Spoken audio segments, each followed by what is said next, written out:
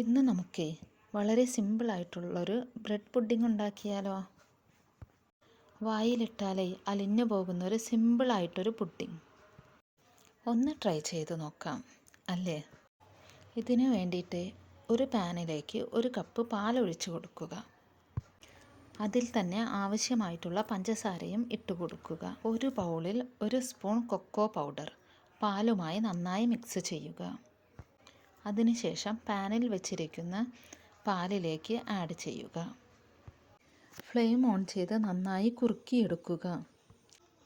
അതിനുശേഷം flame off ചെയ്ത് തണുക്കാനായി മാറ്റി വയ്ക്കുക. ഞാനിവിടെ കുറച്ച് ബ്രെഡ് സൈഡൊക്കെ കട്ട് ചെയ്ത് എടുത്തിട്ടുണ്ട്. ഒരു പാത്രത്തിൽ ഫസ്റ്റ് ലെയറായി ബ്രെഡ് വെച്ച് കൊടുക്കുക. അതിന് മുകളിൽ കുറച്ച് പാൽ ഒഴിച്ചു കൊടുക്കുക.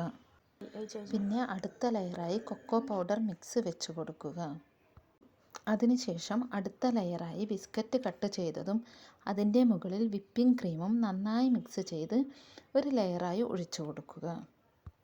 വിപ്പിംഗ് ക്രീം ആഡ് ചെയ്ത ആ ക്ലിപ്പ് അത് മിസ്സായിട്ടുണ്ട് കേട്ടോ. നിങ്ങളെന്തായാലും വിപ്പിംഗ് ക്രീം ആഡ് ചെയ്യാൻ മറക്കരുത്.